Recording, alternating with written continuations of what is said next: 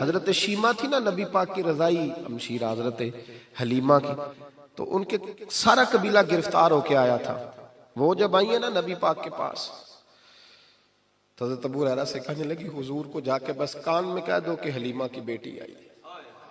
حضرت ابو ہریرہ کہتے ہیں حضور اتنی تیزی سے اٹھے کہ نبی پاک کی چادر بھی منبر پہ رہ گئی. پھر حضور گھر لے گئے، فرمایا فاطمہ اور عائشہ کو بلاؤ، میری بہن آئی ہے. میرے محبوب کریم نے فرمایا تو اگر کہے گی نا تو میں تیرے لیے مدینے میں مکان بنا دوں گا، تو یہیں رہ جا. کہنے لگی نہیں محبوبہ واپس جانا.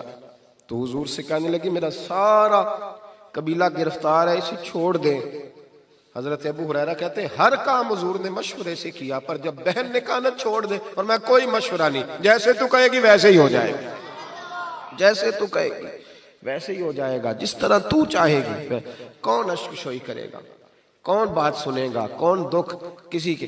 پگلی بی بی پاگل عورت، دیکھے کبھی پاگلوں کو کوئی وقت دیتا؟ وہ پاگلوں کے پاس بیٹھا، میں بڑا مصروف آدمی ہوں، مجھے تو سیاںا بندہ ملنے آئے تو میں کہتا مختصر بات کرنا. ایک پگلی بی بی آئی پاگل، حضرت انس کہتے ہیں آ کے کھڑی، کہنے یا رسول اللہ مجھے کام ہے. پاگل عورت. تو نبی کریم صلی اللہ تعالی علیہ وسلم نے کہا کیا کام ہے؟ تو اس کے محلے کے لوگ کھڑے ہو گئے، کہنے لگے حضور چھوڑیں، یہ تو دیوانی ہے، ایسی باتیں کرتی رہتی ہے. جناب انس بن مالک فرماتے ہیں حضور ناراض ہوئے، فرمایا تم سے بات کر رہی ہے کہ مجھ سے کر رہی ہے؟ کرنے دو باتیں. کیا بات ہے بتا؟ کہنے لگی حضور یہاں نہیں کرنی، میرے ساتھ آئے. نبی کریم اس کے پیچھے پیچھے چلنے لگے. جناب انس فرماتے ہیں کہ صحرا میں لے گئی، نبی پاک ریت پہ بیٹھ گئے، سامنے بیٹھ گئی. کہنے لگی حضور بچوں کو منع کریں، مجھے روڑے مارتے. فرمایا میں کہہ دوں گا، اب نہیں کریں گے. حضور میرے گھر والے میری بات نہیں سنتے. فرمایا میں سمجھاؤں گا. یا رسول اللہ یہ پاگل کہہ کے چھیڑتے. حضور نے فرمایا ایک کوئی نہیں کہے گا، میں منع کر دوں گا. حضرت انس کہتے ہیں دیر تک حضور کو ریت پہ حضور بیٹھے. یار یہ بھی سنت ہے میرے نبی، صرف کھانے کے درمیان میٹھا کھانا ہی سنت نہیں میرے بھائی، یہ بھی نبی پاک کی سنت ہے، یہ بھی رسول پاک کا طریقہ ہے. نبی کریم نے دیر تک وقت دیا، دیر تک، کبھی ہستی کبھی رو دیتی. حضرت انس کہتے ہیں میں نے یہ انداز بھی دیکھا، جب وہ ہستی تو حضور بھی ہستے. کبھی کو پاگل کے غم سن کے بھی رویا. لیکن ایسا کوئی محبوب کہیں ہوگا نہ کہیں ہے، بیٹھا ہے چٹائی پہ مگر عرش نشیں ہے. میرے محبوب نے کھل کے باتیں سنی، کھل کے اپنی مرضی سے. کہنے لگی محبوبہ میں تھک گئی ہوں، اب آپ جائیں. حضور میں تھک گئی ہوں، آپ جائیں. نبی کریم اٹھے اور اٹھ کے فرمایا کسی کا خیال نہ کرنا، جب تیرا دل کرے دوبارہ آ جا. یار یہ حسن ہے، یہ وقار ہے کہ تو اشک شوئی کس طرح. میں نا ابھی انتظار کر رہا ہوں، میں ابھی انتظار کر رہا ہوں کہ ایم این اے آئے گا تو اس غریب کی مدد کرے گا. میں ابھی انتظار کر رہا ہوں کہ ایم پی آئے گا تو اس کی مدد کرے گا. میں ابھی انتظار کر رہا ہوں کہ بہت بڑا سیٹھ آئے گا تو مدد کرے گا. جب محلے کا اور گاؤں کا چودھری کسی غریب پہ ظلم کر رہا ہوتا ہے تو میں اپنے بچے کو کہہ رہا ہوتا تو نہ اس لڑائی میں جانا، ہمیں کیا لگے. تو کون پھر اس کا ہاتھ، ظلم پھر ختم کیسے ہوگا؟ پھر کیا طریقہ ہے ظلم ختم کرنے کا؟ جب کچھ ظالم کو ظالم کہنے کوئی تیار نہ ہو. وہ زمانہ جب نبی کریم صلی اللہ تعالی وسلم مکہ شریف میں اعلان نبوت فرمایا تھا تو سارا مکہ مخالف ہو گیا، سارا مکہ. ایک وقت عروج کا ہوتا ہے، ایک وقت ایسا ہوتا ہے جب غربت ہوتی ہے، ابتدا ہوتی ہے. اسلام پر غربت کا زمانہ. قبیلہ بنو آراش کا ایک شخص مکے آیا، وہ کہتا ہے میں چھوٹا سا تاجر تھا. میری باتوں کی سمجھ تو آ رہی ہے نا آپ حضرات؟ جو نہیں بول رہے انہیں بھی آ رہی ہے. اللہ تعالیٰ آپ کو جزا دے. بس ایک دو بات اور عرض کرنی ہے آپ حضرات. حضرت طارق بن عبداللہ رضی اللہ تعالیٰ عنہ اس کے راوی ہیں، فرماتے ہیں وہ بنو آراش کا رہنے والا شخص آیا. وہ کہتا میں چھوٹا سا تاجر تھا، بیوپاری تھا. میں گاؤں سے جانور اونٹ گھوڑے خریدا کرتا، مکے میں لا کے بیچتا، مدینے میں لے جا کے بیچتا، طائف میں. میں ایک دفعہ نا بڑے سرخ رنگ کے خوبصورت 2 اونٹ مکے لایا. میں مکے کے لوگوں کو زیادہ نہیں جانتا تھا، منڈی میں جو لوگ آتے جاتے تھے انہیں جانتا تھا، مال بیچ کے چلا جاتا تھا. آج میں مکے میں داخل ہوا تو ابو جال مجھے کہنے لگا یہاں ایک شخص نے دعویٰ نبوت کیا، اس کے قریب نہ جانا. میں نے کہا ٹھیک ہے نہیں جاؤں گا. میں نے اونٹ دکھائے تو ابو جال کو پسند آ گئے، سودا ہو گیا، اونٹ خرید لیے. وہ شخص کہتا ہے کہ اونٹ خرید کے نا، تو کہنے لگا فلاں محلے کی فلاں گلی کے فلاں کونے میں میرا گھر ہے، کل آ کے پیسے لے جانا۔ کہتے میں اگلے دن پیسے لینے گیا تو کہنے لگا آج نہیں میرے پاس، کل آنا۔ میں اگلے دن پھر گیا پیسے، کہنے لگا نہیں کل آنا۔ ہوٹل ہوتے نہیں تھے، مکے میں میرا رشتہ دار کوئی نہیں تھا، میں فٹ پاتھ پہ سوتا، جو چند کھجوریں اور سرکہ میرے پاس تھا وہ پہلے دن ہی ختم ہو گیا۔ انویسٹمنٹ بھی ساری وہیں لگی ہوئی تھی، گھر میں بچے بچیاں انتظار کر رہے تھے، میں بڑا مجبور ہوا، تھک گیا۔ تیسرے دن میں گیا تو میں نے کہا پیسے، کہنے لگا کل آنا۔ میں نے ذرا دبا کے بات کی، میں نے کہا یار میری کوئی پھپھو تو رہتی نہیں مکہ مکرمہ میں، غریب آدمی ہوں، میرے پیسے دے میں جاؤں۔ جب دبا کے بات کی تو کہنے لگا جا دوڑ جا، جہاں سے ملتے ہیں لے لے، بھاگ جا۔ یہ تاجر جب ڈوبتے ہیں نا تو معاذ اللہ تعالیٰ کچھ تو ایسے ہوتے ہیں جو خودکشی کر کے مر جاتے ہیں، اس لیے کہ بڑے لوگ ان کے ساتھ وابستہ ہوتے ہیں۔ جب کسی کی اصل راز ہی ڈوب جائے، کہتے ہیں میں کانپنے لگا۔ میں نے پوچھا لوگوں سے کہ تمہارے چودھری سردار بڑے کہاں بیٹھتے ہیں؟ تو کہا وہ جو حرم مکہ کے ساتھ ٹولیاں بنا کے بیٹھے ہیں نا، وہ سارے ہمارے سردار ہی ہیں۔ کہتے ہیں میں وہاں گیا، ابو سفیان تھے، ابو لہب تھا، عتبہ، طیبہ، شیبہ، ابو البختری، اخنس بن شریک، سب بیٹھے۔ میں نے جا کے کہا یارو میں بنو عراش کا رہنے والا ہوں، چھوٹا سا تاجر ہوں، 2 اونٹ یہاں لا کے بیچ بیٹھا ہوں، تو ایک شخص نے خریدے ہیں، وہ پیسے نہیں دیتا۔ کہتے ہیں عتبہ بولا یا ابو سفیان بولا، کون ہے جو تیرے پیسے کھا گیا؟ طاقت ہے کسی کی نام لے؟ تو کہتے ہیں میں نے کہا اس کا نام ابو جہل ہے۔ جب میں نے یہ کہا نا تو کہنے لگے اوہو وہ تو پیسے نہیں ملتے تیرے، وہ تو بڑا گنڈا ہے، تو بہت بڑے بدماش کے پاس لگ گئے، وہ تو نہیں پیسے ملنے لگے، کبھی نہیں ملتے۔ فرماتے اب میں کانپا، اب تو میری امیدیں ٹوٹنے لگیں، اب میرے آنسو چھلکنے لگے۔ تو ایک شخص نے نا مذاق کیا، ادھر دیکھیے گا میری طرف، مذاق کیا۔ کہتے ہیں سامنے نا خانہ کعبہ کی دیوار کے ساتھ ٹیک لگا کے رسول پاک تشریف فرما تھے، نبی کریم بیٹھے ہوئے تھے، نبی کریم۔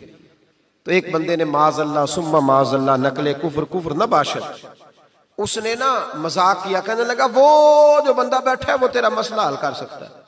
کہتے ہیں اس نے مذاق کیا، باقی ہنسنے لگے۔ مجھے سمجھ نہ آئی کہ بھیجتے بھی ہیں اور مذاق بھی اڑاتے ہیں، لیکن ڈوبتے کو تنکے کا سہارا میں حضور علیہ السلام کے قریب پہنچا۔ نبی کریم کچھ وظیفہ پڑھ رہے تھے۔ یہ غریب آدمی نا بیچارہ وزیر سے بھی ڈرتا ہے تو پیر سے بھی ڈرتا ہے کہ کہیں طبیعت پہ کوئی چیز گرا نہ گزر جائے۔ تو کہتا ہے میں ڈرتے ڈرتے نا پیچھے بیٹھ گیا کہ فارغ ہوں گے تو میں بات کروں گا۔ فرماتے میں ابھی پیچھے بیٹھا ہی تھا، پورا بیٹھا بھی نہیں تھا کہ میرے رسول پاک نے میری طرف توجہ فرمائی، رخ میری طرف پھیرا، 2 جملے نبی پاک نے کہے تو مجھے یوں لگا جیسے پردیس میں مجھے ماں مل گئی ہو۔ 2 جملے، پہلا فقرہ حضور نے فرمایا پردیسی لگتے ہو، اور دوسرا فقرہ فرمایا پریشان لگتے ہو۔ فرماتے ہیں بات چھم چھم میرے آنسو گرے، چھم چھم۔ اور بھائی کوئی اپنا ملے تو رونے کا مزہ آتا ہے نا، کوئی دکھ پوچھے تو پھر بندہ آنسو گرائے نا، ہر ایک کو تو دکھ سنائے بھی نہیں جاتے۔ وہ شاعر اردو کا ہے، آپ کی سمجھ میں آ گیا تو بڑا اچھا ہے۔ اس نے کہا تھا کہ ہجوم غم میں بھی توہین ضبط غم نہ ہوئی، ہم اس احتیاط سے روئے کہ آنکھ نم نہ ہوئی۔ ہجوم غم میں بھی توہین ضبط غم نہ ہوئی، ہم اس احتیاط سے روئے کہ آنکھ نم نہ ہوئی۔ ہم روئے بھی ہیں پر ہم نے کوشش کی ہے کہ کوئی ہمارے آنسو نہ دیکھے، چھپ چھپا کے روئے۔ فرمانے لگے نبی رحمت صلی اللہ علیہ وسلم نے فرمایا پردیسی اور پریشان لگتے ہو۔ کہتے ہیں میں جب رویا نا تو کریم رسول نے کام بھی نہیں پوچھا، یہ بھی نہیں پوچھا مسئلہ کیا، مجھے تبکی دی۔ فرمایا چپ کر، روتا کیوں ہے؟ جیسے تو کہے گا ویسے ہی ہو جائے گا۔ کیا کہا بریلی کے امام نے؟ فرمانے لگے غم زدوں کو رضا مجدہ دیجئے کہ ہے، جاؤ اعلان کر دو، غم زدوں کو رضا مجدہ دیجئے کہ ہے، بے کسوں کا سہارا ہمارا۔ نبی کریم نے فرمایا فکر نہ کر، جیسے تو کہے گا ہو جائے۔ کہتے حضور پہلے مجھے گھر لائے، سرکہ کھلایا، کھجوریں دی، دودھ پلایا، میں 2-3 دنوں کا بھوکا تھا، میں نے راج کے کھایا۔ کہتے ہیں جب میں سیر ہو گیا نا میری تسلی ہو گئی۔ اب حضور نے فرمایا بتا تیرا مسئلہ کیا ہے؟ سارا علاقہ کسی اور طرف ہے، شہر کسی اور طرف ہے، پر میرے نبی حق کے ساتھ ہے۔ حالات نہیں ہے اس وقت کہ حق کے ساتھ کھڑا ہوا جائے، پر حضور حق کے ساتھ ہے۔ میرے نبی کریم سید عالم صلی اللہ تعالی علیہ وآلہ وسلم نے فرمایا، کریم رسول فرمانے لگے کیا مسئلہ ہے؟ ابو جہل پیسے نہیں دیتا۔ فرمایا اس نے کیوں نہیں دینے، دے گا پیسے، کیوں نہیں دینے پیسے؟ دیکھ کچھ لوگ نا کچھ لوگ شرافت کو بزدلی سمجھتے ہیں. وہ ایک درویش تھا تو کسی نے سخت بات کر دی تو کہنے لگا میرے ساتھ سخت بات نہ کر, اٹ سٹ تے پکھڑا کوار گندل اسی اور بھی بوٹیاں جاننے ہیں. اٹ سٹ تے پکھڑا کوار گندل تے اسی. اور اس کا ترجمہ اقبال نے بھی کیا. اقبال کہنے لگے ہو ہلکا یارا تو بریشم کی طرح نرم, پر رزم حق و باطل ہو تو فولاد ہے مومن. رزم حق و باطل ہو تو اشداء علی الکفار رحماء بینہم, کافر پہ سخت اور آپس میں رحم دل. یہ اصول ہے مومن کا. نبی کریم نے فرمایا کیوں نہیں پیسے دینے, دے گا. ان الذین قالوا ربنا اللہ ثم استقاموا تتنزل علیہم الملائکہ, جو رب کا نام لے کے ڈٹ جائے اللہ اس کی مدد کے لیے فرشتوں کا نزول فرما دیا کرتا ہے. نبی کریم علیہ السلام ساتھ چلے آہستہ آہستہ. اور بھائی کونسلر رکا بھی لکھ دے تو اس کی مہربانی.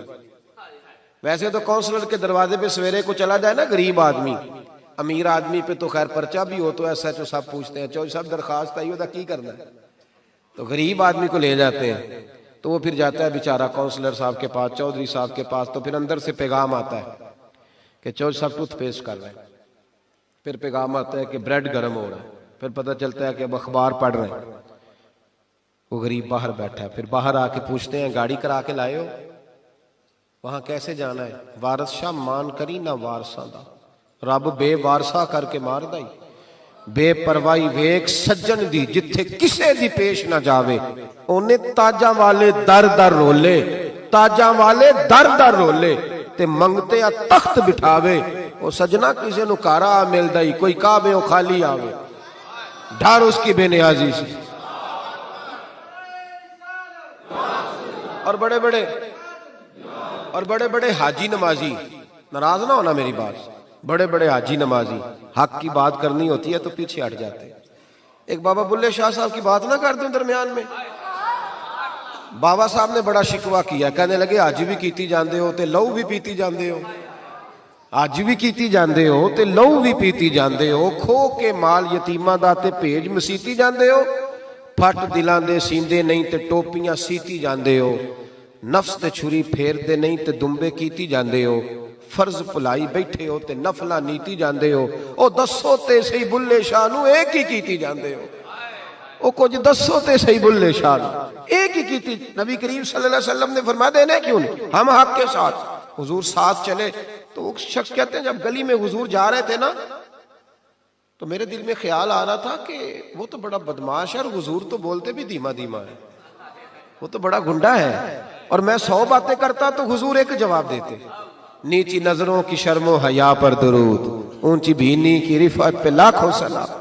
تو محبوب پاک کیسے بات کریں گے, وہ تو بڑا بے حیا ہے. لیکن کہتے ہیں سارے رستے حضور نے کوئی بات نہ کی, ککھ سواد نہیں مشری اندر, اسا کھنڈا میں چک ڈٹھیاں, اینا ساریاں شیواں نالوں گلاں سجن دیاں مٹھیاں. یہ کس قسم کا عذاب ہے؟ جمعے پڑ گئیں, ٹڈیاں آ گئیں, یہ اللہ نے عذاب نازل کیا. جب وہ عذاب میں مبتلا ہوئے تو موسیٰ علیہ السلام سے کہا کہ آپ اللہ سے دعا کریں کہ ہم سے یہ عذاب ٹل جائے.